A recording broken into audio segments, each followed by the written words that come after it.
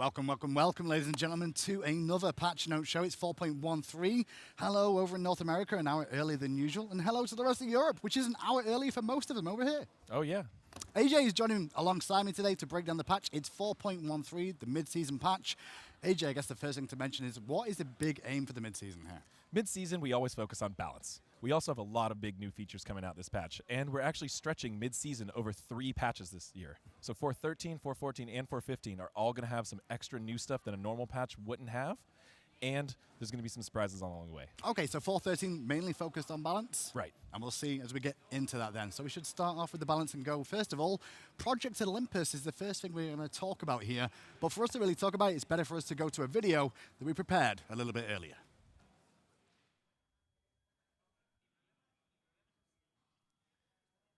We're always looking for new ways to surprise SMITE fans, which is why we're happy to kick off Project Olympus. Starting with 4.13 and leading all the way up to the start of Season 5, Project Olympus will be focusing on a number of big changes that SMITE fans have wanted for a long time.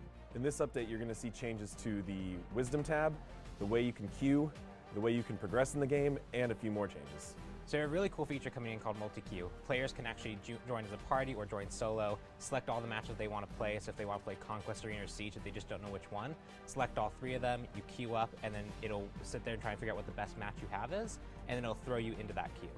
So Prestige is a cool system coming to SMITE where players will actually get past level 30. Little known fact, everyone has actually been gaining experience this whole time, so we actually won't have to start everyone at level 30. If you've been playing for a long time, you actually might log in, you're level 70, 80, maybe even like 110. But the Prestige system is there just to make sure that players feel like they're getting more rewards for the experience that they're earning, kind of show off that they're a long-time player. So another Project Olympus update coming in the 4.13 patch. We have engine improvements to SMITE. We have DirectX 11 support, we have screen resolution scaling, and we have a whole bunch of other features that'll make SMITE look really crisp, really clean, including an HD texture DLC pack that you can download to make all the textures in the game really, really clear. So the Wisdom tab is actually going to be getting a big update in 4.13 and throughout Project Olympus. First things first is actually now called the Learn tab, so players clearly understand that this is a place where they go to learn SMITE.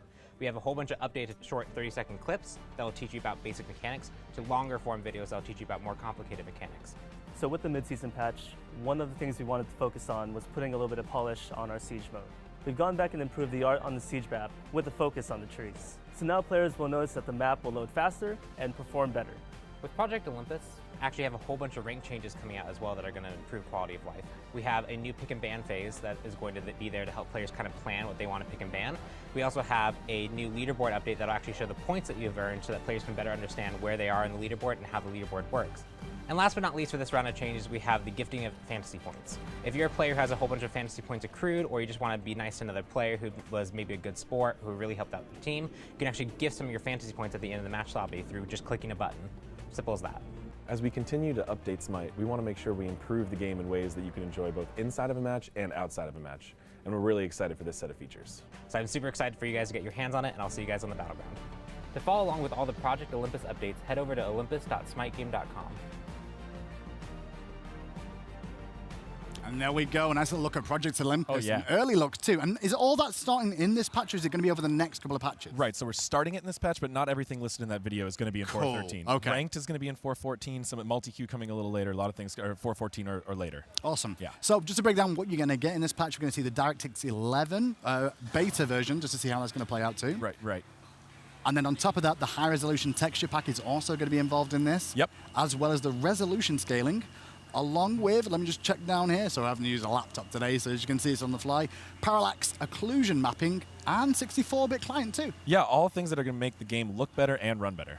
So we'll see how that works out too. But the prestige levels, the one thing that really caught my attention for a second, oh, yeah, other than the multi-queue, was the prestige levels. So you've basically been leveling throughout the game without even realizing it so far. Oh, there's a little look at the resolution scaling right now for yourself. I didn't know we were going to be able to do that today. That's yeah, good so news. here you can see where the new options are in the video settings. Awesome.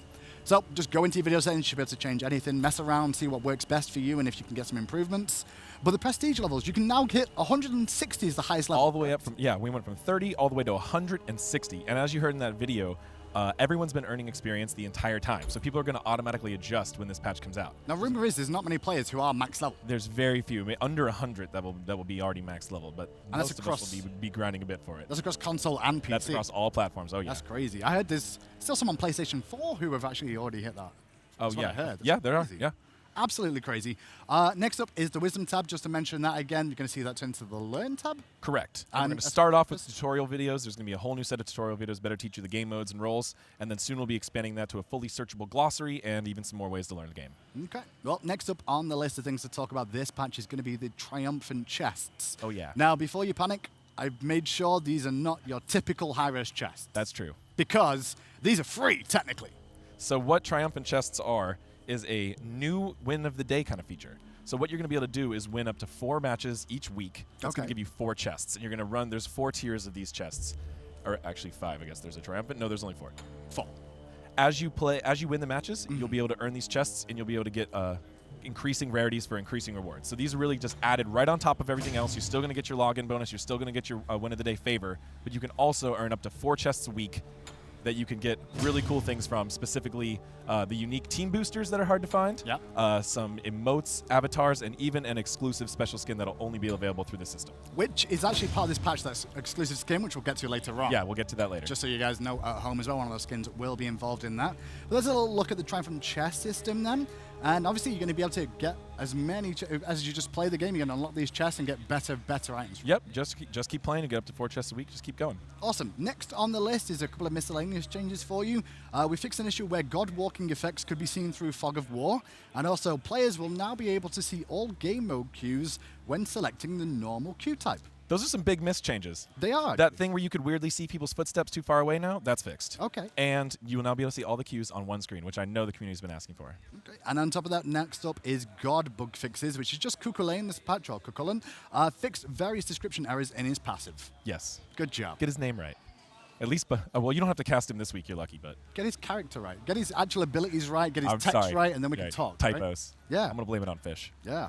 And on to map balance next. And first of all, before we get on to Conquest, which I know a lot of you will be asking about, soon, we do have some changes to Clash and Joust. And I want to ask you, first of all, AJ, what the main focus of the changes to those game modes are? So just make some small changes to Clash and Joust. Really, you end up in these situations where your build feels really far ahead of your player level, or vice versa. So what we're going to do is just tweak the XP and gold spooling to better even that out. Okay, so the first one's going to be in Clash. The experience is going to come down on the spooling from 6 experience to 4 experience. And in Joust, the gold's going to come down from 8 gold to 6 gold. Yep. On that one too. So there's small changes there. And then next up on the list is Siege. Oh, yeah. A lot of changes. Bigger changes here. It's been a long time since we touched Siege, so we really wanted to take a look at it and see what was most prioritized. I did a tweet a while back, got a lot of good feedback from the community. And we're going to implement some of those things here. Well, first up is map improvements. We've made the map, made large adjustments to increase the performance in Siege map, including the new foliage and trees. Right. So that's just going to improve graphical performance. All of them are changed to updated tree model using better art, newer art, and it's going to run better and look better. And next up is reduce the pre-game time from 90 to 60 seconds in Siege, as well as when a controlled Siege Juggernaut is defeated, the team that defeats one will now gain 75 XP and 100 gold. Right, so that start was just a little awkward. It just felt too long, so we're fixing that to be more even with the rest of our modes. Sure. And the Siege Juggernaut change, that's a big one, which is when a team kills enough minions to spawn a Juggernaut, the enemy team, when they defeat it, is going to get an XP and gold reward. It's going to really help balance the teams out. Siege is really the mode where you can capitalize on a lead bigger than any other mode, so really trying to even that out more on this mode. And then on top of that, we're going to see some jungle adjustments. We've changed the purple buff to a yellow buff. Yellow Purple buff. no longer exists. No, Finally. It's an arena. It does? Yeah, it's still an arena. Does arena exist? Yeah, we should probably put move speed there We too, should maybe. just Maybe we'll do that soon. Just remove arena. But now you can have move speed on Siege, let you make that big rotation a lot more. Just remove arena. No, we can't do that. Come Why on. not? A lot of people like arena. It's good. Ooh. Bug fixes as well. On top of that, with the purple and yellow movement speed change, we've increased the Wild Juggernaut's health max scaling by 20%. The Wild Juggernaut now regenerates health over time when unleashed. He was really easy to ninja kill, just steal real quickly, especially a hunter or a basic attack assassin. So fixing that a little bit, and he had some weird kind of leashing rules, so we're equalizing that out to act like more of the way the rest of the game does. And on top of that, the bug fixes fix an issue where Hoyi's that's randomly thrown in there. Fix an issue where Hoyi's ricochet could become stuck in one of the side lanes. Yeah, it was there. It was one from Twitter. Thank you for pointing that out to me. I thought that was just a Hoyi bug, and I was like, why is that Hoyi bug? No, it was specifically on Siege map, one just wall. For that. Yeah, it was strange. Time to move now to the main game mode, which is Conquest. Oh, yeah. At least a lot of people's viewpoint is it's Conquest. Overall season goals, you said them at the start of the year. What is the main aim of this patch at the mid-season point with these Conquest changes you're looking at? So we've seen a lot of really unique strategies develop around Conquest. Season 4, Conquest has been really interesting in that we changed the jungle timers, and we're seeing a whole variety of new starts now, especially from the pro players. Sure. Now, an issue we've run into so far this early season is that the pro teams are handling this change a lot better than everybody else. So we're trying to make a bunch of targeted changes this patch to make sure that Conquest is not as much of a runaway game. You're going to have to take a little bit more objectives to get that lead. It's going to be a little tougher to get ahead on the enemy team. Okay, so let's go through the changes. I apologize for my head, by the way, which is profusely sweating. It's really hot here in Spain. There is no. They've not put the AC on the event because the event doesn't start till tomorrow. Yes. So if I look like I'm just sweating away, it's not because I'm nervous or anything like that. It's just hot, and I'm a big fat guy. It's just two things in one. On to the changes. General, there is now a global audio to indicate when Gold Fury and Fire Giant have been defeated, similar to that of the Portal Demon global audio. So just a small little change there. Yeah, and this can actually have some big impacts. It can really let you make some new decisions. You may be a little more careful when you try to steal it if the team is on the way, or as a defending team, you can hear that happened, and you can change your strategy on the fly.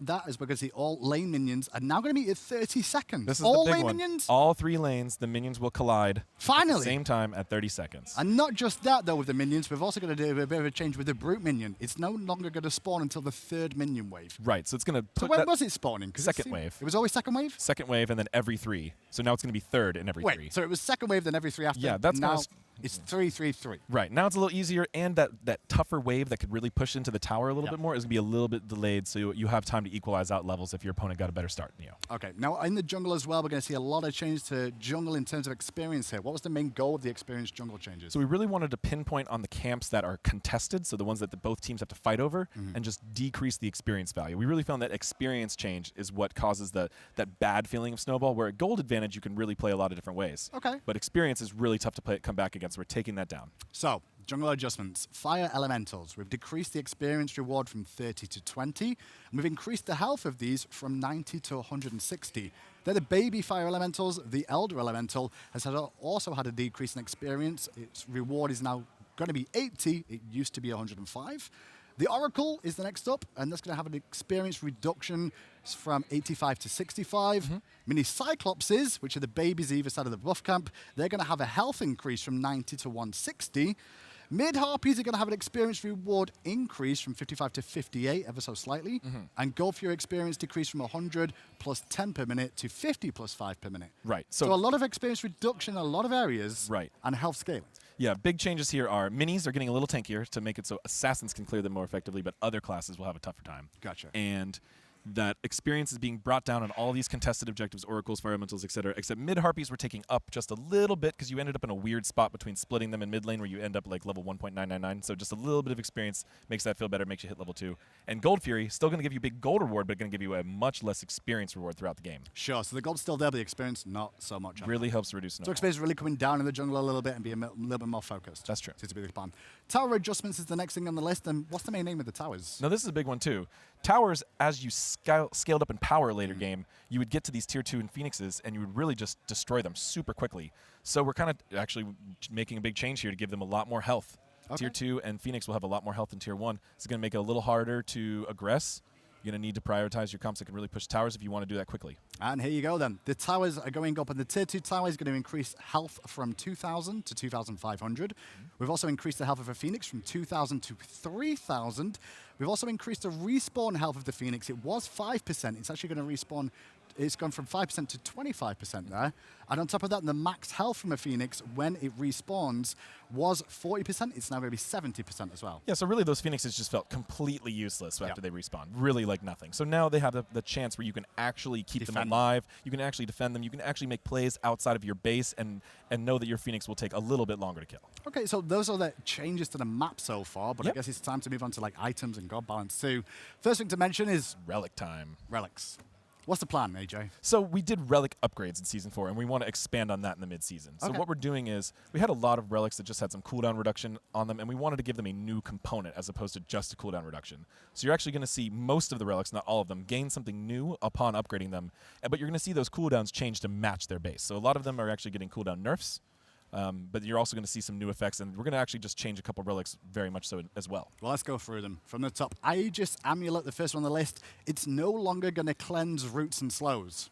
Right. Same cooldown still. The Aegis upgrade will no longer cleanse roots or slows either. So nothing's changed with Aegis other than it's actually getting nerfed. Correct. So as I said, Aegis and Beads are the 2 exceptions. I said there was a couple exceptions. Sure. Aegis and Beads are just going to get that cooldown reduction. They're not going to get any new effects. Not 2 seconds. Nothing special. Nothing that people in the community might have thought was going to happen.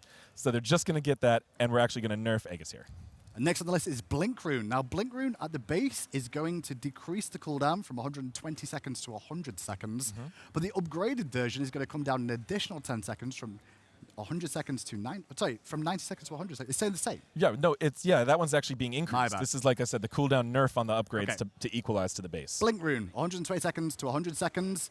Blink Rune upgrade is going to be 100 seconds, and it's going to have a new effect. Right. After blinking, you take 10% reduced damage for 2 seconds. Right, so we wanted to give Blink this extra initiation factor, and I guess it could be pretty good for escaping too, but usually when you blink, you're out of combat by that point. That's true. So you'll see the cooldowns equalized and new component. Bracelet of Undoing is the next one on the list. It did undo a lot. Yeah, this is a hot one. Had a good whine about that one. Yeah. It's getting a nerf. It is. Overall, I guess. Yes. Well, little buff, but big nerf. Increased the health and mana restored from 50% lost within the last 5 seconds to 60% lost within the last 5 seconds. Right. But it no longer subtracts the 3 seconds on all abilities currently on cooldown. Right, that part is being completely removed from the base relic and being moved to the upgrade. And the upgrade will be increase the cooldown of this item to 120 seconds of the upgraded Bracelet of Undoing, but it will give you those 3 seconds on all abilities currently on cooldown. So you will want to upgrade this to get that effect. If you really want to use it aggressively, you're going to need to upgrade that. Yeah. Sure. Or, I mean, you can use the health, I guess, percent aggressively as well, but that cooldown reduction is really what let players make really huge plays really early in the game. It's going to be a lot harder to do now. Next up on the list is Cursed Ankh, and that's going to have decreased healing reduction from 65% to 50%. We've also increased the cooldown from 100 seconds to 120 seconds, but there is a new effect. Enemies affected by Cursed Ankh have their mana costs increased by 20% and have the cooldowns of abilities fired while afflicted increased by 2 seconds. So this is the curse upgrade. Regular Cursed Ankh going to behave as is. Okay. New Cursed Ankh, increased cooldown reduction and God lost have extra healing. mercy. It's going to be this new curse effect, which is when you curse the enemy team, they're going to have increased mana costs, and after they fire their abilities, they'll have 2 seconds added to those abilities. So additional 2 seconds after using the ability while under the effects as well. That's really good. Right. So it's really what's going to keep people from healing back up, and it's going to keep people from even turning the fight or re-engaging sometimes. Next up on the list is going to be Heavenly Wings.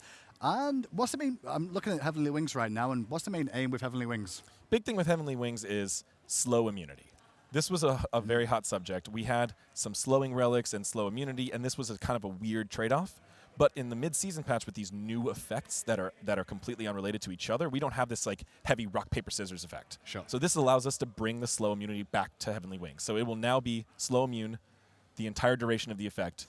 And if you get hit by some of the other slowing relics, you're going to get hit by other debuffs as well that this doesn't directly counter. Gotcha. So now slow immune if you use Heavenly Wings, and in the upgraded version of this, allies are affected by the Heavenly Wings upgrade, and are now also slow immune. Obviously, we had that already, but the cooldown has increased from 110 to 140 seconds in the upgrade. Right. And cooldown's going back up because this is a very powerful effect now, because you can now give your entire team AoE Fatalis effect with slow immunity. Perfect.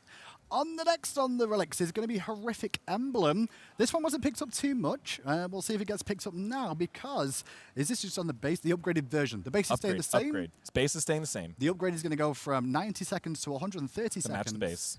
But the new effect is enemies afflicted by Horrific Emblem deal 20% less damage to all targets while afflicted. Yeah, they're just going to be significantly weakened. And even if they sprint or speed up or use any sort of cleanses, they're still going to be afflicted by just dealing less damage. Gotcha. So the idea of some of these relics is like they have the original effects which can be countered or not countered, but there's maybe other effects that can still be applied. Yeah, and they're unique in their ways that we have some similar relic effects we've always had, but these are kind of different ways to apply it. Sure. Old times we used to have Shell. You could put this kind of effect on your team to take less damage. Now we can reward people who can actually dive into the enemy comp, weaken all of them that way. Okay, so next up on the list is Magical Shell, or Magic Shell as we all know it. It's been through the grinder a few times where it's been either too good, too weak, too good, too strong. What's the plan with Shell now? Well, I guess a good way to fix the too weak, too strong is to just change it. Completely. So Magic Shell is now very different. It's actually going to give your entire team a temporary health shield. Okay. So this is going to be the blue health bar that's going to absorb damage. Kind of like a Geb shield looking, is that what it's kind of like? Yeah. And what the real focus here with Magic Shell is that we're going to increase the potency of this since it's very short-lived. So you really rewards players who time it really well. Gotcha. So previously, like, Shell felt great when you see this incoming Vulcan ult and you shell it. Yeah. But then if it's nerfed, it doesn't really reduce that much. But if it's too strong, you can use it all the time. Now you get the shield that's just especially good for countering situations like that when you know a big incoming burst is coming. So specific for a burst. Okay, well with that magic shell, we just said now provides AoE health shield at the rate of 100 plus 15 health per level. Right. Shield lasts 3 seconds. The upgraded version, in addition to the health shield, all allies in range also receive 2 block stacks for the duration. These stop up to 2 basic attacks. So it's very much like Athena passive? Yeah. So, we got the If you just want. more general damage on the base shell, but the upgrade's going to be especially good against basic attack comps. So those late game hunters where they could shred through that shield in like 1 basic attack, those block stacks are going to make much more effective for that. I just want to check because it doesn't say on this patch notes now, but the block stacks, are they actually part of those only 3 seconds? Correct. Cool. Short so after 3 seconds, they're not going to be still there. No. Cool. Short You duration. can't stack them with multiple or anything like that. No. Okay. Whew. This effect cannot be stacked, only refreshed, and is short duration. Next up is Meditation Cloak upgrade. With the base is staying the same, but the upgrade is we're going to remove the HP5 and MP5 buff from Not this. a very exciting upgrade. Nope. But the new effect is applies a buff to yourself and allies hit for 5 seconds that causes mana cost to be decreased by 30% and have the cooldowns of abilities fired while with this buff decreased by a second. So it's a second off cooldowns while using meditation and as well the decreased mana costs. Right. So you're going to get, a pretty powerful cooldown reduction, but for a short period of time, and decreased mana cost, which we found is a really fun effect in a lot of ways. Terra's ult is very strong in that regard. Oh, they brought me some towels. Look. Save one for me. I'm dying. No, I need these. Look at me. I look like I'm dying. It's hot. Do you want one? You can have one. Maybe of I these. could have one. I've not had the instant. I mean, I'm a Florida native, so I handle this heat all right. I'm not. I'm English. And it's Isn't it warm. hot there? No. Not where I'm Sometimes? from. It rains All right. all the time. So next up on the list after Meditation Cloak is Phantom Veil. Phantom Veil's been there, not been there, been there, but we're going to be looking at some changes with this. Yeah, so what really happened with Phantom Veil is the way the relic shaked out in the mid-season gave us finally something we've been wanting to do, which is give it a damage mitigation effect. We already had Shell, it was kind of competing with it, but the Ghost Walk Avoid Walls really would pair best with reducing the damage that those targets are taking. Okay. We had too many relics doing that. So now that we have Shell being very different in health shield and meditation giving some more utility as opposed to just health, we have Phantom Veil can finally now, it has the Ghost Walk, but then upon upgrading it, you're going to get true damage, reduced damage on people who are affected by Phantom Veil. So just to break it down, the base version of Phantom Veil now, we're not going to have the 40% crowd control and knock-up immunity for allies affected by Phantom Veil. That's been removed. That's all that's changed with the base. The upgraded version, the cooldown has increased to 150 seconds to match the lower start, Right. as well as remove the 40% crowd control knock-up immunity for allies affected by Phantom Veil. But you get a new effect. Allies affected by Phantom Veil now take 15% reduced damage for 5 seconds. Right. So compare that to the one that we said earlier, which is a 20% damage buff. This is a defensive buff, but not as good as the offensive option. Right. So 'Cause offense it's a little better than harder to defense. apply that. Yeah. A lot of these have subtle differences in the way you apply them and in their strength, so that there's never going to be a true, perfect cancel out form of the relics. You always have some effect that's persisting or winning. Okay, next up on the list is going to be Shield of Thorns upgrade. Increase the cooldown from 100 seconds to 120, just to be in line with everything else. Yep. New effect, however, on Shield of Thorns upgrade, which is enemies can lifesteal from the user for 50% of their total lifesteal. Right. So lifesteal's less effective against people with the Thorns upgrade. Yeah, so we've tried it in the past. You would not light steal at all. This felt really bad. You couldn't counter it at all. And current Thorns, kind of not very popular, kind of weak. Just a little bit. One lifesteal item could make you kind of ignore it unless you're really doing big damage on a squishy character. This 50% gonna make your Thorns a little bit more effective if you're willing to buy the upgrade. It's okay. Sorry, I got a little stumbled there. Don't worry about it. Me too. Me too. Sundering Spear is next on the list. Okay, big changes here. Here we go. Sunder's always been an issue, right? Yeah, well, it's been an issue since it was buffed and since it was discovered how strong it was. It kind of laid low in the game for a long time, I think at a very strong level that wasn't really picked up. But we really wanted to adjust Sunder here, make it feel a little different. So key thing is Sunder feels good to me and to a lot of people we've discussed this with when you target someone early in a fight and use it as a mark, as a way to call it a target and focus that target. Sure. It feels really bad when you're escaping at low health and you just get hit in the back by it without any way to really react. So new Sunder will only deal % damage of your current health. Okay. So you cannot kill people with it. Okay. It'll deal less damage the lower health they go. And then the upgrade is going to gain the additional damage taken. So no bonus damage taken on the base and additional on the upgrade. I'll read through it just to help you out. Yeah, why don't you go ahead and read it? But the differences are important. I get you. Change damage dealt from 30 true damage plus 12 damage per god level to 15% of the target's current health. Right. We've also removed the debuff that caused the target to take increased damage. Sundering Spear upgrade is now changed damage dealt from 40 true damage plus 14 damage per god level to 15% of the target's current health, and increased the damage taken. Sorry, damage debuff from 15% to 20%. So the upgraded version is going to have a nice debuff on them after the effect. The base version is just going to do a percentage of health. So you can't kill anyone with this. No, you can use it to engage, to start a fight. You can't use it to finish one. And you're going to keep that effect as well as gain back the debuff on the upgrade. And the upgrade is where the debuff is going to be now. Right, no debuff on the base. It's not free, ladies and gentlemen. It's not going to be free. Do you need some more towels? I mean, I can borrow this one. We're going to be here all night by the sounds of this patch now. Nah, we're going quick. We're going quick. Are we? Yeah, we only got one more relic. All right, let's get out of Then this. we're on to items. Teleport is the next one on the list. And no longer going to be able to teleport to wards at the base. It's only going to be to towers. The upgraded version is going to be the one where you can teleport to towers. Right, so teleport has just been a staple Sorry, to wards. for a really long time. We wanted to nerf this a little bit. Keep it the core functionality if you really feel like you need it, if you're a little mismatch in the solo lane, if you know your opponent's better than you. But wanted to make it so that solo laners had a little more freedom in their relic choices. Okay. So this wasn't a must-have. Well, we'll see if So you can't make that super huge rotation to a ward early game straight once you away, upgrade. because you're going to have to spend at least 500 gold to do Right. that. Okay. Next on the list is that's relics done. It's on to items now. Right. Items. So we're going to do these a little out of order. We're going to do them a little bit more category. Because guess what? Fatalis is dead. It's gone. Spoilers. Sorry, All right. I got too excited. It's the first one on the list, though. It is. So we're going to start with Season 4 with the Fatalis changes. So this was one that we wanted to buff in the in the beginning of Season 4. So I'm because just happy. Like, it's finally gone. So. Well, kind of. Let me finish. So beginning of Season 4, we really wanted to buff Fatalis because a lot of mage ADCs took a lot of nerfs and were struggling at that point, and Sure.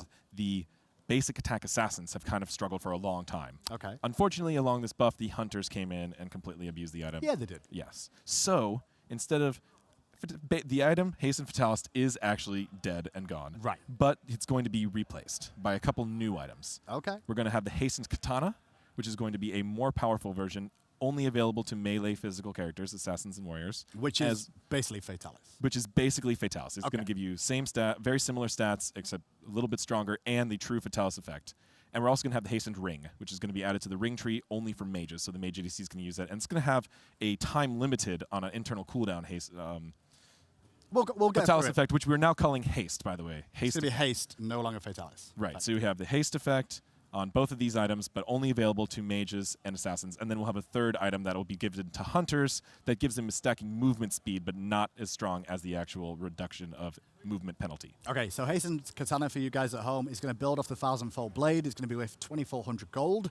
It'll give you 10% movement speed, 25 physical power, 25 attack speed, and the Fatalis effect, or the haste effect as we call it now. Hitting an enemy god with a basic attack grants haste for 1 second, causing you to be immune from basic attack movement penalty. That's the melee version, just so you know. Melee. Melee only. And then Hasten Ring, which is a magical version. It builds off the Enchanted Ring.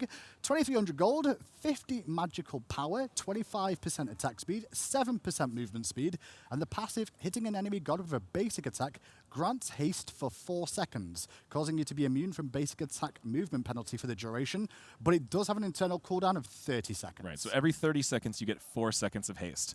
This pairs really well with Kronos and Freya's stims, but it's timed So it's purposely timing. so you can't use it every single use of the stim. Sure. You have to play your cards when you're really ready to go in. Wait for the right moment to use it, and it will be effective. That's Hasten Ring, and we'll move on next to Hunter's Bow is next on the list here. Right. Hunter's Bow, Tier 2. Just a connection to the new bow. gotcha. I was like, okay. Just to build off short bow into a new line because it only has tier 2s and OD bow, which have very unique passive. Gotcha. So these are all new items we're going through. This right is now. new, yeah, Sorry, very I new. apologize for that. Hunter's Bow is going to build off the short bow. It's going to be worth 1,200 gold. It's going to be plus 10 physical power and 20% attack speed Right. on this tier 2. But there's something that's going to build off the top of that is what we really want to Yes, talk about. this is the one that hunters are going to get. Which is that spelled right? Yeah, Atalanta. Oh, okay. I thought it was Atlantis. She's a famous Amazonian huntress in Greek lore. Super famous. Super famous. Yeah, she's a very skilled archer. Atalanta's Bow. I'm just so happy about words to say on broadcast. Yeah. Builds of the Hunter's Bow. It's worth 2,300 gold. It's going to have 30 physical power, 20% attack speed, and the passive, hitting into basic attacks, increases your movement speed by 7% per stack, stacks up to 4 times, and stacks last 2 seconds. Right, so it's a short duration movement speed buff that stacks up to 4 times. Every time you hit a target, this isn't gods only, it's any target, you're going to build up this base movement speed that you can then use in any way. Okay. So this is going to remove your effectiveness a lot while you're constantly firing basics, but you could actually use this to more quickly weave in between sets of attacks, or even to rotate or to use some abilities, but you will not be getting the true haste effect anymore as a hunter. That could even be bought on assassins and things like that as well. And that is the best part about this. Yeah. Yes, that the assassins, the basic attack assassins that really need some help from itemization, can also pick this up and stack it with new haste and katana. With the new haste, yeah, we'll see how that goes. Next up on the list of new items is an item called Toxic Blade. What's the main aim of this item, first of all? It's toxic, so... Yeah, so you get a little bit of an idea of what it might do. But we had the Witchblade change in Season 4, which kind of added a new passive to Witchblade, although having two passives with slightly different priorities made it tough to really buff that item to a fair level, so we're splitting Witchblade. Okay. So we're going to have Witchblade is going to get some buffs as well, some changes. It's going to be the attack speed aura, and the new Toxic Blade is going to have the stacking anti-heals. And here we go. Toxic Blade is going to be 2,200 gold. It's going to be 100 health, 10 movement speed, 20% attack speed, 10 penetration, and enemies hit by your basic attacks gain a stack of 20% reduced healing, stacking up to 3 times, and stacks last for 5 seconds. So it is a potential viable item for a hunter to be looking at picking up as an anti-heal item other than brawlers. Yes, definitely. Much better for them than brawlers. And the fact that it gives penetration puts it in line with a lot of other anti-heals items, Sure. That's that one. Next on the list is Shaman's Ring, which is having a redesign here. Yeah, completely redesigned that we listed it in the new items. It's very different. So it's so different. So just read it out and then we'll go from there. Yeah, let's do that. Okay, builds of the Enchanted Ring is going to be 2,200 gold, 60 magical power, 10% movement speed, and the passive, dealing 100 damage to enemy gods, gives you a stack. At 50 stacks, Shaman's Ring evolves, gaining a new passive that allows the wearer to deal an additional 10% damage to targets hit by the wearer's abilities. Yeah, so this is a This is the in-game now. Right, so It's very loud, but I can hear it. Yeah, the in-game audio is quite loud. So as Pawn just saw there, he just hit all of those Odins with an ability, a bunch of damage, and his Shaman's Ring, the item actually changed. So we have a new feature in this patch called Evolving Items. Evolving Items are... We had a couple in the game already. We're giving them better art treatment. You'll see that soon. And we're giving a couple new ones, and we'll continue to make some more. These are items that, when you complete the stacks, you get a much larger bonus than you do per stack. Okay. So Shaman's Ring is this first new one. After getting, he has to deal 50k player damage to get the full stacks, which he did quite easy, but it actually takes quite a while in a real game. And after he gets that, now he gets this new passive where his first ability hitting a target is going to apply a mark debuff to them, which marks which god it is. Okay. And that Odin now will always take increased damage from Scylla for the next 5 seconds. So you can't multiple stack those on the same target? You cannot, no one god can have multiple players. And you can't even stack or refresh it on the same player. It's always hit them to apply it, then you have the 5 seconds to do more damage, then it's going to drop off. If you keep hitting them, it's not going to refresh that. You're going to have this kind of 5 seconds really time to push when you combo. So the other thing that's interesting about Shaman's Ring is we put movement speed on it as well, which players will see when they see the entire ring tree. We actually split the ring tree a little bit, so 2 of them are more attack speed focused, and 2 of them are more movement speed focused. Just to switch to allow a lot of the immobile mages to enjoy them as well. Okay, that's a nice little look at Shaman's Ring. I'm quite excited about it. So you actually saw Rangda's mask evolved there as well. Yeah. The icon changed when he got all of those kills. So the evolution ones, I think we'll touch on in a second, because we've got Ragnar's mask up next anyway. Ragnar's. I always say Ragnar's all the time. Well, I'm sorry. Vikings, man, I can't help it. I can't change the name of this mythological character for you. But yeah, basically that's what's going to happen here is with Ragnar's mask, he's going to have a new passive. Yeah, so it's very similar to the old passive, but we had kind of adjusted the amount of buffs and the amount of stacks it takes to stack. Which is going to be new passive. Each time you get an assist, you gain a stack or 2 stacks for a kill. Stacks provide 1% movement speed, and 1% cooldown reduction. At 10 stacks, Rangdar's mask evolves, gaining 15 penetration, and the item icon now evolves when reaching maximum stacks. So all these items, you said that then, all these items are going to evolve into a new looking item. Yeah, you'll be able to see that and in the tab screen, see your opponents if their item is evolved. So you know the difference between the two. At a glance, we're going to look at the little tiny number and go, how many stacks are they on? Yeah, none of that anymore. On the list is Frostbound Hammer is next up. Oh, yeah. This is a good one. Are these still new items? Or we just, no, we're on to balance now. First one is Rangda's was balance. And the next one is Frostbound Hammer. Ranged basic attacks now apply a 20% movement speed slow. Melee basic attacks with Frostbound Hammer will still slow for the original 30%. So it's a nerf to range. Nerfed Hunter's Frostbound. And we have it's not taken away completely so everyone doesn't complain too much. Right. There's certain items that I think work well in the katana tree, but this not so much. So we have this precedent in the game for ranged versus melee basics can be handled differently on the same item, and we might end up applying that in future patches as well. Okay. Next up, Rage and Lona's Mask. They've just had the evolution.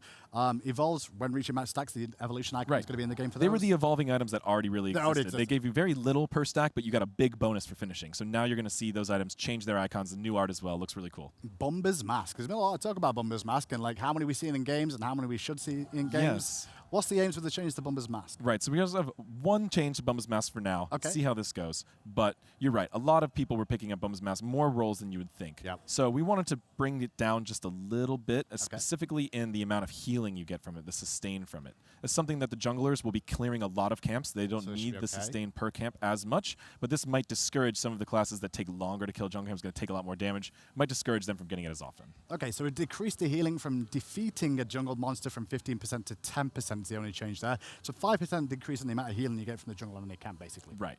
Okay.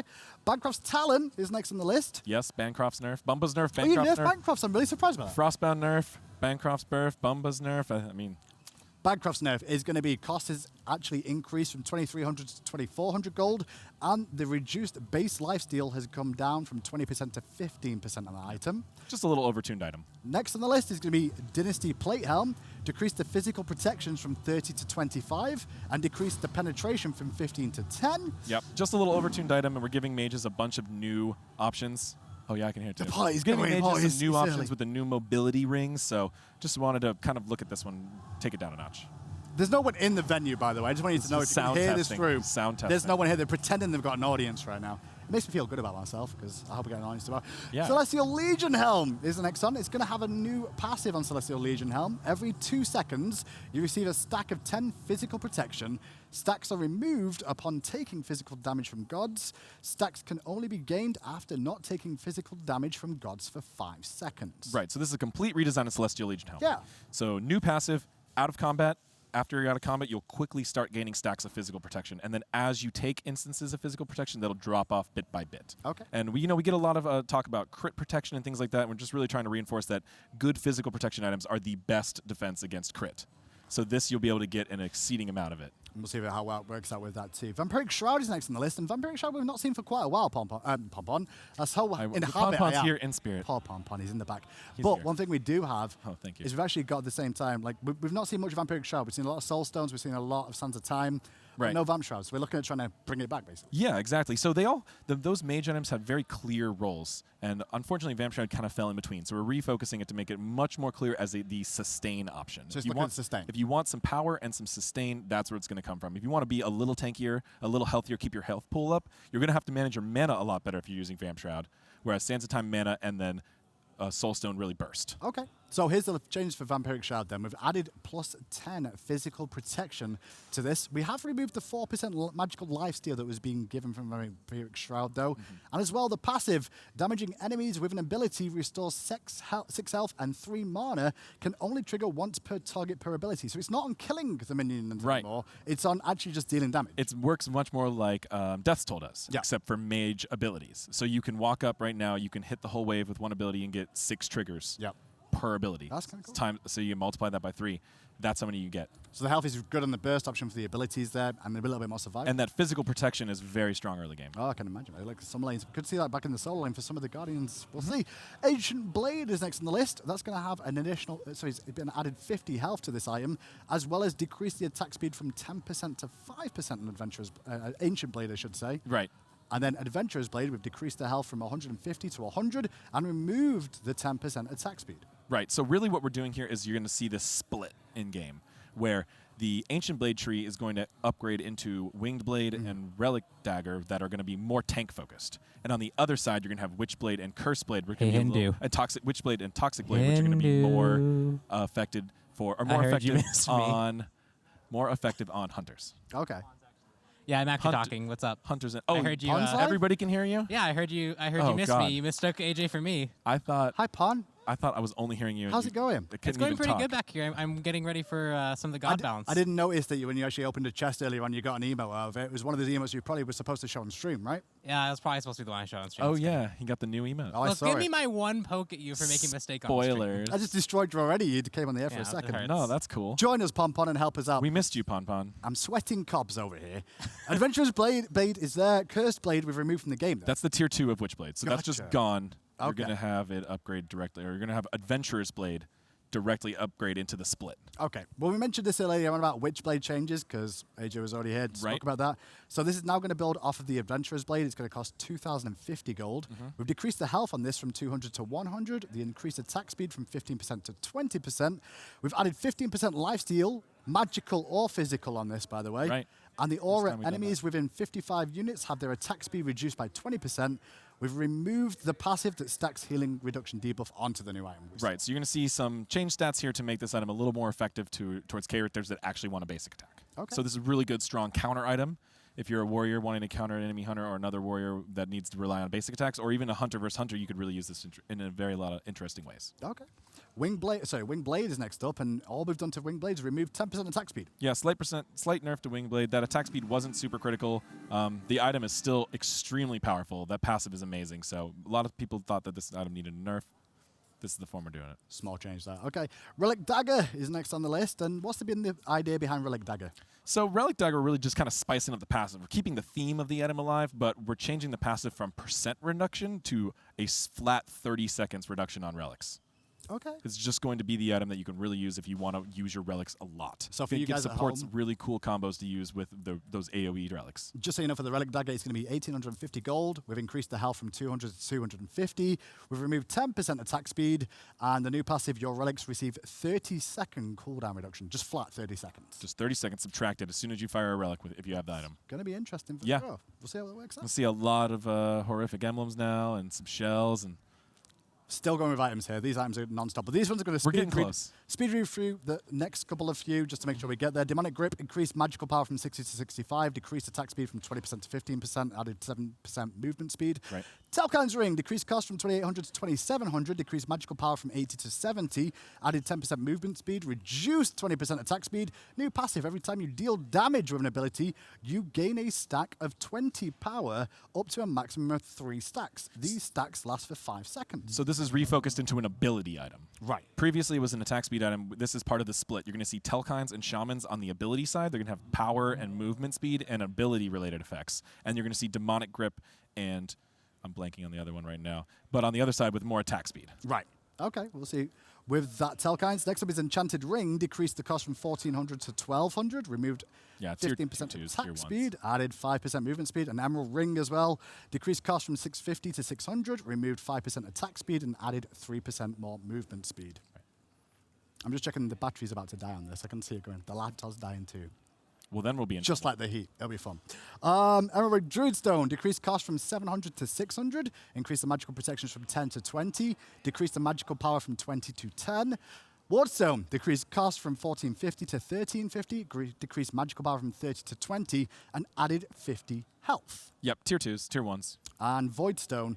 On this one, it's a big changes here. Yeah, so Voidstone is getting health added to it. Oh, really? Going to make it a little bit better for Guardians. A little It's bit gonna- tankier? Yeah, a little bit less magical power and a little bit less magical power and a little more health, so Guardians can buy this item more comfortably, and mages won't be able to use it as well. So Voidstone will be 2,150 in gold now instead of 2,200. We've also decreased the magical power from 40 to 20, and we've added 150 health to this item. Next on the list is going to be Genji's Guard. We've increased the MP5 from 20 to 40. That's a lot of MP5 there, as well as added 150 health and increased the passive cooldown reduction from 2 seconds to 3 seconds. Yeah, really just turning this one up a notch. It's got some cool passive that was seeing a little bit of use that people could really use well when they timed it right. Just turning all the knobs up needs a little bit of a power boost, and we're also adding health to it, which is a little strange for this is the pure magical protection tree. We're adding some health to that because magical protection is a little less effective in a lot of forms in the game. It can be paired with health a little bit more safely. Physical protection, we still want to be very careful with that. Okay. Oni Hunter's Garb is next up, and this is going to get some health added to it as well as some more MP5. Increased MP5 from 20 to 30, added 100 health, And on top of that, we're also going to have, I'm waiting for the drums to start rolling, increased passive damage mitigation from 15% to 20. Yes, get hype! Decreased passive internal cooldown from 90 seconds to 60 seconds. This is very similar to Genji's. You got the passive increased, you got the cooldown decreased, you got health added. Yep. That doesn't sound exciting as music, the way you did that. I'm just saying. I'm sorry. Background noise was there for the crescendo. We're trying to take some of these little lesser prioritized tank items and bring them up into a viable state. So, that's all items. I apologize early on. Obviously, this is the Patch Note show live in Valencia. We're trying to get ourselves organized for the tournament tomorrow, so things are still obviously in the works. Obviously, we don't have all the text for you guys on screen, which is unfortunate. It will be posted right after the patch. But as soon as this ends, we will go over all that. That's all the items for now that are going to be changing. We do have some God balance as well, and obviously the skin's still to come. So we'll go through God balance first of all, and we'll start off at the top. How many gods is there changing? Quite a few? Yeah, I don't. 15? Did Pon write this, by the way? Pon did. All right, we'll see if it's Well, I Pon. wrote it with him. I think they're in alphabetical, but we rearranged some things on purpose, all right? We wanted to put them more categorically, a little easier to remember. Ao Kuang, I guess, is the first one to really talk about Ao here. Kuang's the first one. He's been struggling a bit. We haven't seen him too much. Well, he's having some changes to his passive, isn't he? Yeah, so similarly, last mid-season, we did a bunch of new passives and changed some and added some, and that was received really well. So we're doing that with Ao Kuang. Okay. His passive right now wasn't so much as it was weak, as it was just very awkward, very strange. It didn't follow a lot of the normal rules in Smite.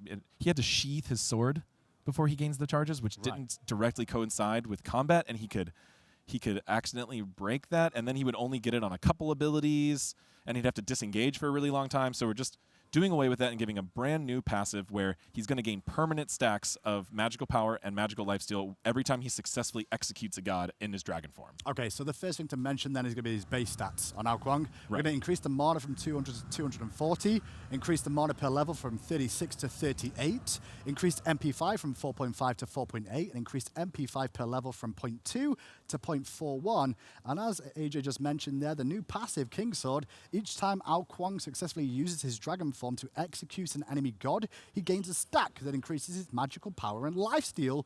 It stacks up to 3 times, and stacks are permanent. The magical power per stack is 15, and the magical lifesteal per stack is 5%. So overall, it's 45 power and 15% lifesteal if you can get it stacked. And then he had some mana on his old passive. That's why he made a lot of adjustments to his base stats mana, just to make sure he doesn't have Balance any out. mana issues along with this. But this will give him more power late game, and it's going to affect more of his abilities overall. Previously, you could only use it on 3 abilities at a time, and you'd have to wait a long time or maybe get 1. Once he gets that power, he's going to be able to enjoy that on every single ability he fires for the rest of the game and in extended engagements. Well, next on the list is going to be Bakasura, and you've already pretty much leaked most of this. Yeah, I like this one. I could almost fit on a tweet. So, eat minion, large monsters that can only be eaten at 33% will provide 2 minions towards regurgitate. So we're talking about buffs, basically. Buffs and fire elemental. Big fire elemental? Yes. Okay. And so oracles. And they're going to give you 2 stacks. And oracles. And they're going to oracles give you too. 2 minions towards your ult. Okay. And then on top of that, regurgitate. Decrease the cooldown from 90 seconds to scaling. It's going to start at 90 seconds and go all the way down to 70 seconds at max rank. Right. So those minions in his ultimate are definitely underrated. They can do a lot. They can let him split push. And now that he can get more than them, he doesn't have to feel bad about using his ult early. He doesn't have to feel like he has to roam around and really fill that up. You'll be able to do it a lot easier. You'll be able to use your ult more comfortably, more often. Next on the list is a big talking point for a lot of people in Bellona. That is correct. How have you guys found Bellona so far this split right now? Like these changes, obviously, she's getting a couple of nerfs here, first of all, so don't panic. Getting some nerfs. But is it a lot of nerfs, or is it where's the spot right now? Just a little bit of nerfs, just to really focus on the issues that she's most powerful. Right, okay. Bellona and Osiris, which we'll also talk about here. Osiris is not seeing any nerfs this patch. Okay. Bellona and Osiris are both gods that have really dominated the solo lane in pro play. Right. And we've been watching their stats super closely, and in many, many scenarios, they are not doing as powerfully as people think they are. Okay. And very, very rarely are they the changing factor in their game. So Bellona has been always consistently higher than Osiris, even in very high ranked and in the SPL. We've seen Osiris having lower win rates and Bellona being the best. So Bellona is getting that slight nerf first. We'll continue to keep a close eye on Osiris. There's a lot of item changes, a lot of meta changes. We'll keep an eye on him. But it's important to note that Osiris is a god that is especially popular amongst pros, and oftentimes he falls completely out of the game for a long time. He only received some minor damage buffs, and then people also started noticing him. We think it's a bit of a combination effect in that his raw power is not as high as a lot of people are saying. So the changes for Bellona are going to be the base stats are going to be reduced in terms of power. Her base power is going to go down from 39 to 36, and as well, Bludgeon, it was at 10 seconds per swing. It's now going to scale. It's going to start at 14 and scale down to 10 Right, so seconds. rank 1 bludgeon, you're going to have a lot more time in between bludgeons. That ability is surprisingly powerful early game. And that base power is actually going to hit her bludgeon because she hits multiple minions with that. You're going to get the damage that she loses is going to add up. Sure, so it's going to be 14, 13, 12, 11, 10 as you rank that down in cooldown. And then on the list next is going to be Chiron. And you mentioned you're going to do a little bit of a change to Chiron? Yeah, I did. And I like this one because it's a little bit interesting. We're not just tweaking a number here. We're changing an interaction. So Chiron is important to remember, too, that Chiron was a completely dominant god for a little while. He was insane. We brought him down in a bunch of ways, and we really wanted to bring back this feeling of comboing well with his abilities. So what we have is now training exercise. If you hit enemies with that, that will apply Chiron's mark. Oh, really? Or his masterful shot. Straight afterwards, you can just fire off his masterful shot. So now you can 1-2 the whole wave, and you have an extra way to apply this to enemies to really burst them down. That's a lot. That's going to be very, very impactful. We'll see how that works out for Chiron, though. It's going to be enough to bring in meta. Kronos is next on the list, and we were talking passives. We just changed Al Kwong, so we're changing Kronos' too. This is another god that just didn't have a passive. It was kind of hidden within an ability. And split, but it was really all part of Accelerate. Sure. So what we're doing is taking the whole Wheel of Time functionality that's all staying. It's going to just, the text is going to be moved over to Accelerate as what it's part of. He's getting a new passive. So Accelerate is going to be all in part of itself. The passive is now going to be new passive, Time Lord. All parts of Wheel of Time have been relocated to the Accelerate ability. Kronos becomes empowered as time flows around him. Every 2 minutes, he gains a stack that increases his magical power. Stacks up to 25 times, and stacks are permanent. Magical power per stack is 3. 2 per minute at 25 stacks means that you're looking at 50 minutes. So this is, it takes a very long time to fully stack, but it is 75 power in the absolute late game. And we want to kind of solidify Kronos' role as a late game powerhouse. He's just going to gain this power passively over time. Like you literally are on a clock when you're playing against him now. Literally on a clock. Otherwise you're in trouble. So thematic and fits his kit. Perfect. And obviously Accelerate description changed to include all the details of the Wheel of Time. This ability still functions exactly the same as it did before. So no changes to Kronos, just additions to Kronos. Correct. If anything, it's a power buff. Correct. Overall. Correct. Next on the list is going to be Isis too, and we've seen a lot of things with Isis being around here and there. The passive is going to get changed this patch. Funeral Rites is no longer going to be lost on death. The passive no longer going to be consumed on death. It's now going to have Isis will gain 10% CDR, upon reaching 10 stacks. Yeah, this was just kind of a weak passive. The god's great. So really wanted to get rid of the feels bad moments. Really stacking that MP5 and HP5 wasn't very impressive, and losing it all the time was also not very impressive. So it's 10 CDR once you get 10 stacks. So now you're going to keep it, and you get kind of a night with our evolution items. When you finally finish off the stacks, you get a bonus effect. Awesome. So it's actually going to keep up the Help HP5 as well, the regeneration keeps in that all as well. Yeah, Okay, keeps cool. all that per stack, and now you won't be able to lose that on death. Awesome. Oh, is he real?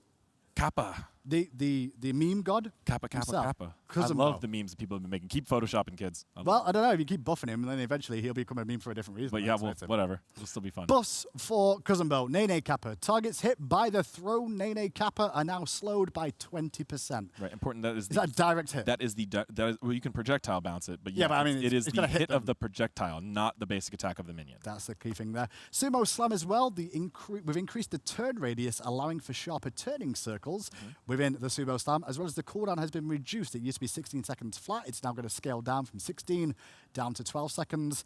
And finally, last but not least, Watery Grave, the ultimate. We've adjusted the knock-up from this ability. Targets will now be knocked up into the air more and pushed to the side less. Right. So it's going to be a consistent knock-up potential, but not moving as much. Yeah, so Kuzumbo is a real wild card on team. He can do a lot of disruption, but it feels a little random sometimes. It feels a little uncontrolled, really bringing him to have more disruption more often and with more control. So now he can steer his Sumo Slam better, and he can keep people in target with Watery Grave better, so as well as a slow. A little bit more control that could come into play to allow him to see function.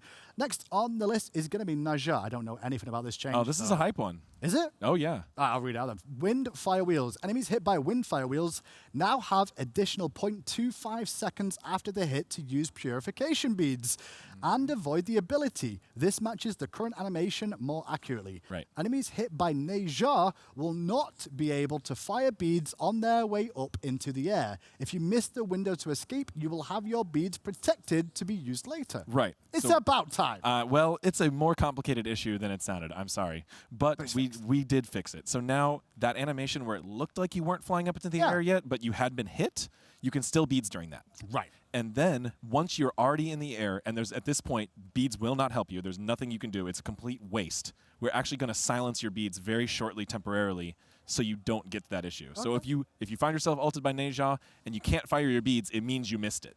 Can we have another ring toss bounce on for Neja? Oh, no. Because Neja no just more. got nerfed now. No more. She's It is a nerfed. slight nerf. Neja also became let's go 8 very ring tosses. popular and strong lately. I saw. Very popular and strong lately. So maybe a little nerf is okay. Next on the list is going to be Nemesis. A couple of rebalancing ideas around this now. Swift Vengeance increased the scaling from 50% to 60%, 25 per hit to 30% per hit. Yeah, that's the double dash. Yes, on the double dash there. Slice and Dice increased base damage from 80 to 280. It's now going to be 100 to 340 at the top end. However, we increased the scaling from 50 to 60% as well, but we've reduced the slow from 30 scaling up to 50. It's going to be 30 flat. So it's a damage increase, but a CC and control decrease. Correct. Okay. And then on top of that, Divine Judgment decreased protection shred from 50% to 30%. Right. So you're going to see the Nemesis. The ultimate protection shred go down a good bit. This is really that Nemesis has become super prioritized lately. Okay. She is really, really good at just absolutely removing somebody from the fight. We wanted her to have more consistent power, not just an absolute extreme uncounterable burst of it. Okay. So she's going to get more damage on her dash and Slice and Dice, allowing her to clear the jungle better, just let her roam and poke better, but we're going to have to bring the ultimate down a little bit to go along with that. New War is next on the list. And New War, the changes to her are This is a all spicy one around too. her clay minions. Yeah. So what exactly is the plan with the clay minions? Well, you can see it on screen. This ability has effectively had a completely new design added to it. So you have a new targeter attached to the ability that you may choose to mark a specific targets that clay minions will pursue. Right. You don't have to choose that, though. You may fire it anywhere. As you can see, it's still lit up, even Right. when it's not marking the Odin. You get that extra element. Okay. So this ability effectively can be used exactly as you always have, if you want to. So you just let it go and it'll just fire. But if you want to prioritize a specific target, you may now mark them, and the minions will chase them indefinitely until they die. Interesting. So they'll actually just lock onto that one target the entire time. They will. So if you use this... What about line of sight with that? I'm not trying to push you into issues if you don't know. Say, Pon, can you fire it? No, you can't fire it around walls. Gotcha. But what if if they run off as well? Or you can fire it where you might have been blocked in your spawn radius there. I think it was more I was asking about, like, if they go around a wall in the jungle, will the minions still try and chase The them? minions will chase that target, yes. Okay, cool. So Once they've chased them, they'll keep chasing them. And as soon as they a little die... bit Calder-esque, yeah? Yes, very much more like Calder. He is a much... we have some very different opinions every time we use AI in the game, and especially when you're having so much control over your gods in Smite, like we did with Calder, made him more controllable, doing the same here. Now, the other thing to mention as well, just to make sure, the clay soldiers will now dash through other targets, debuffing them, only stopping at the marked target. That's if you're marked. Right, so if I mark the back of the wave, they'll charge through to the hit minions. that too. And So same with actually- gods. They'll that's dash pretty through. good. They don't deal damage on that dash, though. That dash is a debuff. And what's the debuff? It's a magical protection debuff. I got a 3 on the point there because I don't see it there. That's what I was Yeah, like, so okay. this is really what allows you to mark other gods, even in a heated battle, because they could get really stopped up on things. Another common complaint of having Nuwa before is if there's a lot of targets around and I'm still fighting a god, I can't use the minions because they just attack the closest minion or do something But now you can want them fix to. that. But now you can pick that god, they'll ignore the minions and even dash through them right to that god. I'm excited to see if that's a really big buff. I think it has a lot of potential to make a Nuwa very powerful. Talking about buffs, Raijin, Oh, yeah. is he alive? He is soon going to be. He is. So you're doing a lot of changes to Raijin this patch, and it's going to be... is there anything actually getting fully... Is it a full rework? What exactly is going on? I wouldn't call this a full rework. I'd call this more of a heavy rebalancing, a lot like we've done with Hades, Hell, things like that. He's getting a new passive that's going to give him bonus cooldown reduction as opposed to more burst damage, and he's seeing a lot of changes to his numbers and the way his abilities fire across the board. The goal here is to watch out for their frustration factor in battling against Raijin. Okay. Back when Raijin was very powerful, before he had to receive many nerfs, he felt very uncounterable. He was able to do an insane amount of damage to you very quickly.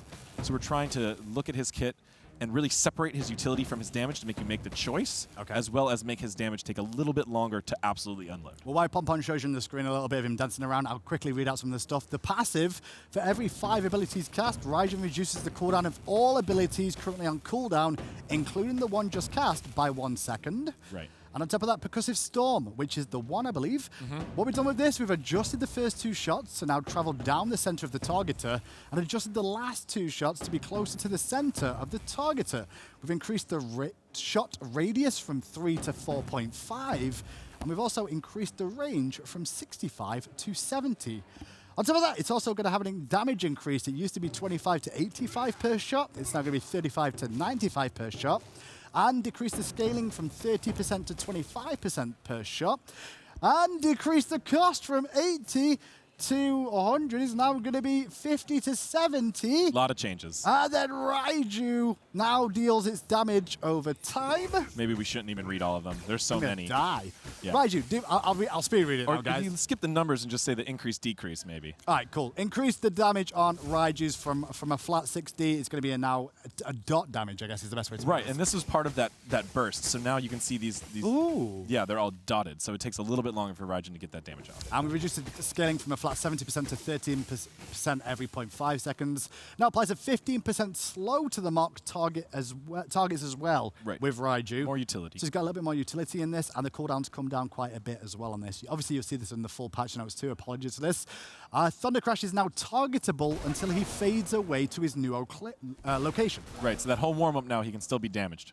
Really? Yes. Awesome. But the window seems very small. It is small, but it really prevents him from getting that really quick kind of counter effect where he could go right through things, and it used to look like you were hitting him, right? It did. And that was the most frustrating part. So really getting rid of that frustration. And finally, the ultimate, the Taiko drums, we improved the sound. Oh, interesting. So it's different. The drums are a little bit clearer for the drum beats. Okay. And the visual effects is the biggest difference. Well, the projectile speed has been reduced from 120 to 100 per second. Right? Just move a little slower. A little bit slower. A little harder to hit. Increased the fire duration from 4.5 seconds to 7 seconds. You can say in that ultimate for 7 seconds. A lot longer. And we reduced the damage on beat 2, the taunt, and the 3, the fear, from 50% to 30%. So the taunt and the fear are going to do less damage but more control. Right.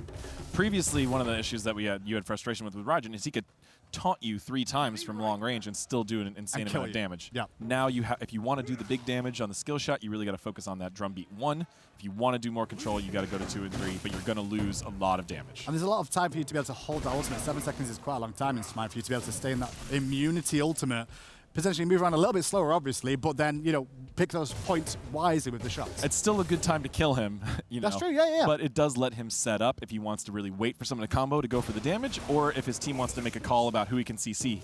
Both that extra duration really gives him a lot more flexibility there. Well, there's a little look at Raijin. Obviously, there'll be more detail on him on the patch notes as well. On the patch notes release straight after this show. Once you read them, you will be able to see all of the changes. There's a long list of bullet points for him. Yeah, we're an hour in already. We've stood here, still going. We're almost there. Sobek is the next up, and it's going to be a small change here. We're going to increase the Blessing of Annihil, increase the duration of the protection buff, I should say, from 3 seconds to 6 seconds. So big buff for Sobek, actually double his passive. Well, his passive stacks would just fall off very quickly, and a lot of times, especially it was awkward during his ult, which you really incentivized to use for the full duration, was longer than his passive buff, so it would fall off while you're doing it right. Yeah. Which didn't really make much sense. Which was awkward. So now he's just going to be able to keep those protection stacks a lot more easily. Next on the list is Susanoo. Now, this is another big one. Susanoo's going to get a new passive this patch, Right. basically. What's the reasoning for this? So Susanoo's been a hotly debated god. He's been all over the place, and he's still giving people a lot of trouble on the battleground. Okay. So what we're going to do here with his new passive, Gathering Storm, is going to remove all of that extra mobility. That movement speed, although you might not necessarily feel it immediately, was very powerful. It let him make really good rotations. It let him juke a lot of abilities, made him just harder to hit. So he's no longer going to get any bonus movement speed. He's already quite mobile. That is gone. Instead, he's going to build up stacks by dealing damage to gods. Okay. And then at the full stacks, his next ability will deal bonus damage. And this is going to have a duration to it, too. So he's just not going to run around fully charged the whole time. He's going to have to use that at a smart time. And it's not going to apply to all of Stormkata's hits. It's only going to apply to 1 instance of damage. He'll do a little bonus damage. And we're going to nerf Stormkata's damage pretty heavily to go along with that. Okay. So less mobility and less damage all the time, and damage only at more pinpointed times. Cool. So just to read over for you guys real quick. Each time Susanoo successfully deals damage to at least 1 enemy god with an ability, he gains a stack. At 4 stacks, his next ability that hits an enemy god will deal bonus damage. Stacks last for 5 seconds. So it's all about getting in there and dealing that, and the bonus damage will be 25 plus 60% of your physical power. And on top of that, Storm Qatar, we've decreased the base damage from 40 to 160. It's now going to be 40 to 140, so top end changes there. And decreased the physical power scaling from 65% to 55% too. Yeah, 10% per hit. It's a pretty big hit on his damage there. So you're really going to have to use that passive smartly if you want to be a top-tier Susanoo player now. And the final god to get changed in the mid-season patch is going to be And what it's basically going to be is the bladed arrow and thrown axe. We've reduced the mana cost from 50 to 70. It's now going to be 50 at all ranks, so small mana change there. And expose weakness and invigorate. We've reduced the cooldown from 18 seconds to 16 seconds, as well as the power has changed from 10 to 50. It's now going to be 25 to 45. Yeah, it's a big change. So that early game buff, late game nerf. Yeah, early game buff, late game nerf. Expose weakness is now going to be a little bit more of a one-point wonder. It's going to actually be useful early game, which is, it really didn't do much. And Stancers usually have issues with mana, so we took some mana cost down there too, to just make it a little more fun. So there's a little look so far at what's going to be going on with the patch, but we still got a few That things is to all talk of the about as balance. well. It's all balance done That for is the most it. part. So next up is going to be skins and talking about the Summer of Smite is the next thing on the list. Summer of Smite is here. What's the plan with Summer of Smite? So Summer of Smite it's going to be very similar to a lot of previous Summer Smites. We're going to have a couple little new features going on here. One thing is that Summer of Smite will have a bunch of new, also like the Egyptian event, free-to-do quests that'll give you smaller rewards, bonuses. You'll need to do those quests and buy the skins to choose which bonus item you want. So no puzzles like that event, but you buy a skin, you do a quest, and you get to choose which of the bonus items you want. You don't have to get them in order like old Summers of Smite. And if you buy all the skins, you'll be able to get the rare final skin. Now, I've been told something about Ario. Do you know about this? About what? Ario, is it? Aria? Ario? No one's told me what it is. I've just heard it now. So I think you mean RTO? RTO then. I didn't know. I was going to say Ario? RTO? Oh. It's a bear! Yes, okay. It's a freaking bear! Have we got a bear in the game? Soon. So as I announced earlier today, Is that high res soon, or is that... it's going to be in patch 4.14. Okay. So next patch. RTO will be launching in 4.14. She will be a new goddess that can transform from a druid to a bear. Oh. And I'm not going to give away too many more details about her. You can try to infer her class and pantheon from her art, but she is coming along really well. She's really cool, and she transforms. She looks great for that as well. Now, on top of that as well, just so you guys know at home too, before we carry on with the skins, the Venus bundle is available in Hand of the Gods, and it'll be available for you to pick up the bundle in Hand of the Gods, and if you do so, you'll get the Venus skin in Smite. Venus Aphrodite skin for Smite. Yep, the Venus Aphrodite. Can be attained by buying the Hand of the Gods bundle. Is much better. On top of that, there's a Cousin Bow skin. A new skin, and we should be showing it on card art right now. Let's get to the summertime. So this is the first Summer of Smite skin. This is Kaijinbo Kuzenbo. Is that what it's called? Kaiju. I'm surprised we called it the Kaijin Bow. So that him versus Sobek is going to be more interesting now. Too. Yeah, it's the battle of the Kaijus. It's got. Oh, he looks good. Yeah, he's really scary. It reminds me a little bit of a stag beetle, that helmet on the front. You know? Yeah, I think so. Looks like I a stag think beetle. Chuck was heavily inspired by that one. It feels that way. I bet Chuck will be like, yeah, Hindu, I did. Or even though I know Hindu. This was a big driving force. Chuck was a big driving force behind this one. He really happy with how this one turned out. I do like the arms in him as well, the muscles and stuff. Oh, The best thing about this right now is normally we do patch notes with so many people, and I only really talk about this game if I like him, and I actually do like that one. So I'm talking. That's why I'm like, oh, the I'm muscles glad are you like great. it. 'Cause it turned out pretty badass, and I'm a big fan of that. Well, now that he And look at the little Nene Kaijus. Are they called Nene Kaijus? Are we going to go with her? Yeah, what else would you call them? I have no clue. I want to think of something, but they're so cute. The Nene Kaijus. And they're featured in his card art doing all sorts of mischief, wrecking cars and buildings and stuff. It's great.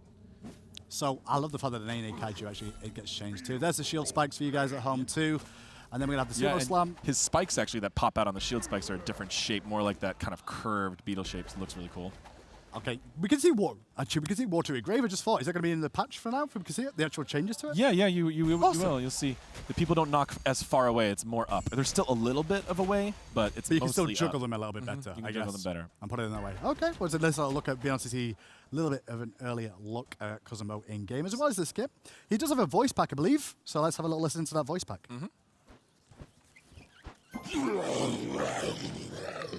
Really? I am impressed. Radiating. I am unstoppable.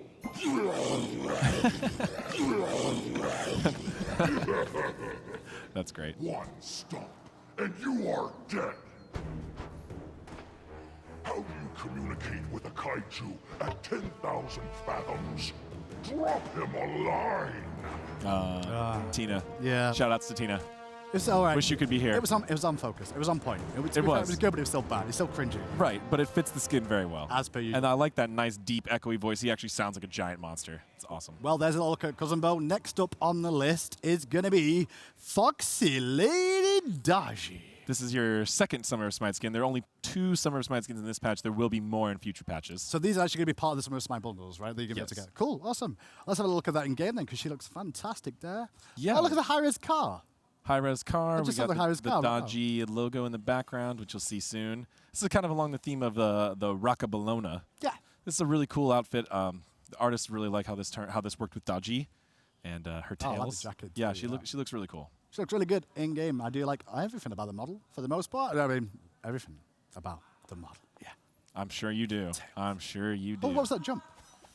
Ooh, those effects are A lot super of fire cool. effects, and that's kind of You see the blue Yeah, to yeah. orange there? for the autos too. Yeah.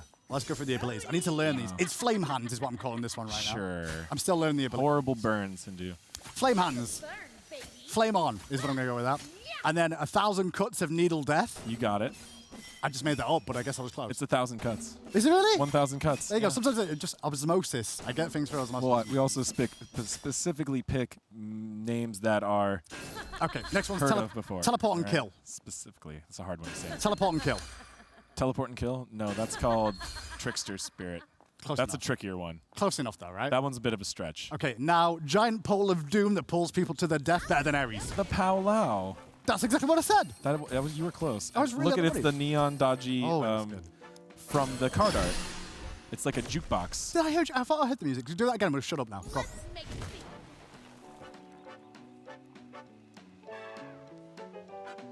That's cool. That is cool. That is Yes, cool. that is great. And she comes with a voice pack as always, so let's have a little listening to the new voice pack. Woohoo! You're such a boss. Right on. I'm a cool cat. Did you just dent my rod? You better bring it, darling. My tail proves that men can focus on 9 things at once. Oh, you're interested. No thanks. Quality only dates quality. She's too good for you, Hindu. And I believe she's got a dance emote as well. Oh yeah, new emote. This will of course work on all skins. This is Oh, he's got it. He's got it. Pod's got it. He actually, well, we saw him. He got it from the chest. Oh yeah. He would have missed it if he didn't have to demo triumphant chests. That is hilarious, actually. The saves. There's a little look at Dodgy's Dodgy emote. dance works on all skins. But that's not the only skins coming in this patch. I believe this is Ordo Aurora Freya. Correct. So we're outside of Summer Smite now. This is a new Freya skin, alien themed. And I don't know much information about any of these skins, so you're going to have to help me out a little bit more. She's got new animations and things with this and voice pack too? Yes. Awesome. I mean, she looks like she should, but I just wanted to make Yeah, sure before. new effects and new voice pack. She reminds me a little bit of a Twi'lek. Maybe. I can that might have feel been, that. That might have been I can feel a little bit of it. a loose inspiration. I'll be honest, like I just see a little bit of it, that's all. Just a loose inspiration. But it looks good. Oh, I like that sword. Now, the sword reminds me of He-Man. If you've ever seen yeah, He-Man. yeah, I'm familiar with that man. Oh, would it be He-Man? It might be somebody else too. There's another one that I'm thinking of, maybe. Perhaps. More accurate. It's kind of a beam sword too, which is cool. Nice effects. I sounded like she had a deep voice then for a second. I think that was just maybe a little bit. She's nothing wrong with it. I she's was a just warrior. saying, like, I was like, oh, she's a little bit more aggressive than Ooh, usual. those spike pulses. She's like shooting the blade of her sword. That's going to be interesting. I do like the pulsing animation. Right, yeah. Looks like we have an audio bug there. That'll be fixed. And the banish. And then this is what I call the ultimate of take to the sky for free and do lots of damage. So I That's a cast- good name. Maybe we'll change it to that. Thanks, I like man. how she has like a physical cloak. It's pretty cool. Explosions effects are really nice. like a hero when she takes up. That's why.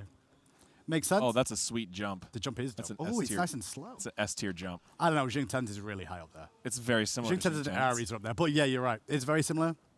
Let's have a listen to the voice pack for this new Freya skin. You're rocking it. Excellent. I guess I'm pretty good.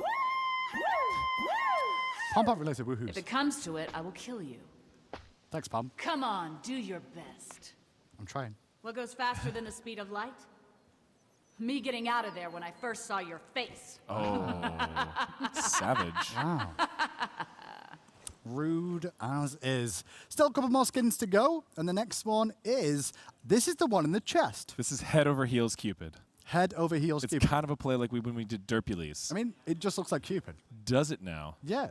Well, his head has been enlarged about 3 times the normal size. We did the reverse of Derpules. Yes, he's the reverse of Derpules. Reverse Derpules. So this is the one you can get only by getting it for free through the Triumphant Chests. And it's got a unique voice pack. Let's to have go a along with listen it. to this voice pack. I love you. This arrow is aimed at your heart. She loves me. She loves me not.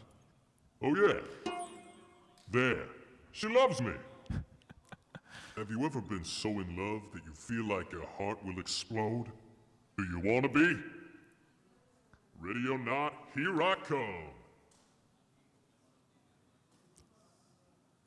So You got the- basically, Cupid went through puberty, is what you're telling me in the It's voice Cupid with his big head has a big deep voice to go along with it. Oh, yeah. So we're not going to be able to see that in game, is that correct, right now, because it's still in development, or are we going into game to see this too?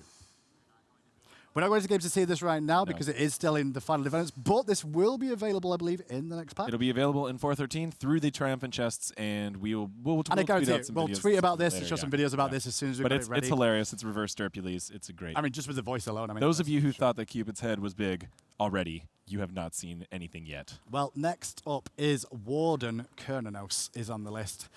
He looks mighty nice. Yeah, this is Tier 2 Kernanos, so this will be direct purchase Tier 2.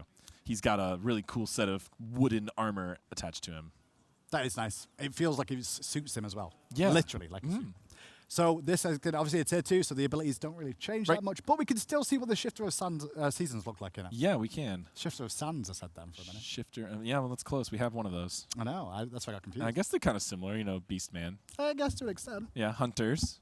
Can we change the colours or not? He's still panning around. He's doing the I don't nice care about the slow-mo. pan. I want to see the Well, colour changes. It's more other important. people like the pan. I don't like green, okay? I love green's my favorite I like color. yellow. How dare you? Blue! Yeah. Blue looks dope. So you see his fur and his crystals, which is the kind of the new cool feature of this tier 2 is he's got these additional crystalline pieces on his gauntlet and his shoulders and his arms and legs, and those all change colors along with the skin. That's cool. As well as just the fur, which the fur is all that changes on his base skin. But in tier 2, you actually get these changes on the armor. That's It's cool really for a tier 2 as well. Yeah, it's really Cannot nice. be upset with that one. Available for you guys in the next patch. And finally, as well as this, we've also going to have Cucullin Masteries. Cucullin Masteries. They're going to be available in this patch too, and there's a look at the base one. Ooh, that's a cool card art. I really like how angry his Hulk is. He's He looks really ready to go. calm in the first picture, like, don't mess with me. And then the other one was like, you messed with me. That's what happens to him. It's kind of what happens in the game. Shouldn't have done that. So there's a look at the base version for you. Yeah, it's a nice color scheme. Goes well. I like how we can use the tattoos. How did he just move that? This is how Pom-Pom wins games, you know. I swear. Did you see him just move from base to there? Pon doesn't cheat in live. Come on, he doesn't need to. Saw nothing. I saw him. I thought he said saw nothing, man. Spawnbot Olympian. What's he going to do with this? Is he going to just I think he's gonna Hulk. Oh, he needs to yeah. Hulk out, doesn't he? There we go. This is how he cheats. He goes in the. This is how he gets ahead in the jungle all the time. You know? Oh yeah, he just spawns a bunch He of. just Look at all spawns the, them all, you see that that's it. cascade of golden experience. Yep. Looks good. Oh, he is And the blue. And pulsing. he really is. And that's the base version. We do have 2 other versions Yeah, he's as well, I got believe. legendary and diamond. I always like the legendaries. I don't know why. I'm just sold on I legendary. mean, legendary is just a cool color scheme. It's black and gold. It's just badass. So we'll look at that one then. I'm a fan of the legendary as well. Pompon's not done his key bindings today. He's back in base again. He runs out of enough bindings. That's He's- why he has to type some of them. There's only That looks good. I like that. yeah, that one is cool. Okay. I like the black tattoos.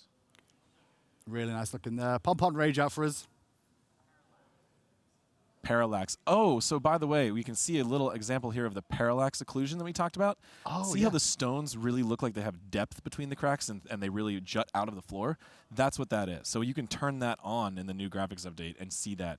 And when you turn it off, they'll look a lot flatter. So make it feel like you're actually a part of the environment. The environment's not separated from the characters in the environment. Right, so those of you with some higher end computers can really enjoy these extra features. Okay, that's kind of cool. Thanks for mentioning that one, production too. And finally, the diamond skin for your viewing pleasure. Very nice. I like how the tattoo kind of changes yeah. along with the skin. They all go so well with his tattoos, which is really cool. Yeah. Really, really nice on that one too. And I think That's it. Did we get through it? We did it in less than an hour and a half. That's it. We did it. We aggressively planned to make sure we got it in under an hour and a half. Now, we do also have a pedestal that I heard about as well, which is part of the Summer of Smite bundle. Yes. So we might be able to take a look at that after Pompon rages out and shows us the diamond. There it is. It's a true aquarium. Oh, that's really and cool. the fish all swim around in there. It's really cool. Can you get Kraken in there for us? I mean, a little baby Kraken or a little rubber ducky. That's great. That's a great idea. It's a little late now, but See, Chuck is watching right now. If he can do it, he'll do it. Listen, Chuck, you're just gonna bring me into these meetings now and they're gonna give you a little bit of advice. Yeah. Point. Chuck does like dressing up as Paul Sidon, so he's probably cursing us right now if we can't do it very easily. So that's also nothing is easy, but it never is. Not for design, not for artists anyway. That's for sure. Yeah. It's always tricky. But that's it now, guys. That's pretty much the patch. Obviously, the patch note show the patch notes will be live online momentarily as soon as the stream goes down. Apologies for some of the tech issues, like not having the usual stuff that we normally have with the full squad on things, but we're setting up for an event. Yeah, and we're really excited about this event. It should be a lot of fun this weekend. Make sure you tune in for Smite Valencia. Not just Smite, we've also got Paladins and Hand of the Gods going on all weekend too, so there's a bit of fancy for anyone. And if you are in Spain or in local Europe, get a train down, come say hi. Yeah, hit us up. It's not too far. AJ will be here all the time, so you can beat him to death with the patch notes or give him love. Whichever you prefer. Do you get love? Sometimes. We'll find out if he gets any after this patch. With that, that's the end of the show. Thanks for tuning in. We'll see you all tomorrow when DreamHack Valencia is live.